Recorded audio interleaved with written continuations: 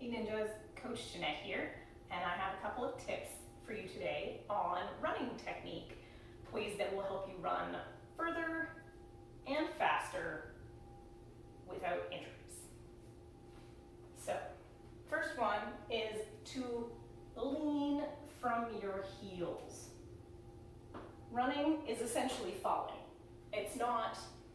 You're not pulling yourself when you run, you're pushing yourself. And ideally, for the max efficiency, you are just falling forward. Lean from your ankles until you have to step forward. So basically, it's like a plank from your heel to the top of your head. One of the biggest mistakes people make is they start to lean from the hips. And what that does is just make it a lot more work. So if you can stay upright and just lean right from the ankles, it's a lot less work. A good drill to practice this is just a lean march. So you lean against a post or a wall or a tree if you're outside, and just practice the feeling of that march. Second drill that's helpful is what we call a lean and go. So you're just going to lean and then take a couple of steps of jogging. Lean, take a couple of steps of jogging, and just keep doing that repeatedly so you get that feeling of that start and you really get the feeling of letting the lean pull you forward rather than pushing yourself. Especially going up hills, this is really important.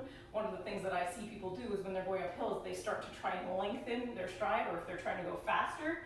And what all that does is just switch you to heel striking, and now you have to pull yourself up the hill.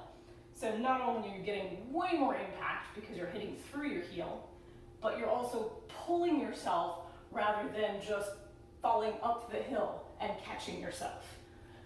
So way, way, way less effort, smaller steps, faster steps, lean, and let the lean help you fall forward with control. The other piece of form of running is what your legs do.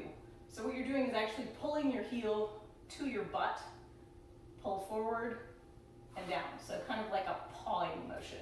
Looks a little bit like a bicycle. So a good drill to practice this to make sure that you're not reaching too far back is to put your butt against a wall, stand right in front of a wall. I'm a little farther here, and just practice that motion, that pawing motion.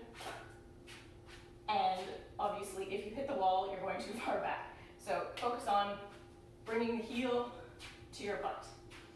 If you're doing long distance running, that circle is going to be a little smaller because you don't need to lift your leg as high for long, slow distance. For sprinting, it gets to be a real snap. So you can practice alternating, and eventually if you want to practice adding that in, you can do a single leg moving drill where you're practicing, where you're like running, pull, running, pull. And so these are called pulling drills.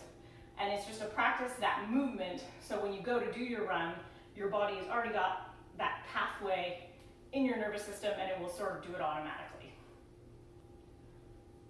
So those are your drills for today. Add those into your warm-ups before you go for your run, especially if you're doing sprinting. That's super helpful. Let me know if you have questions, and as always, be a ninja at life.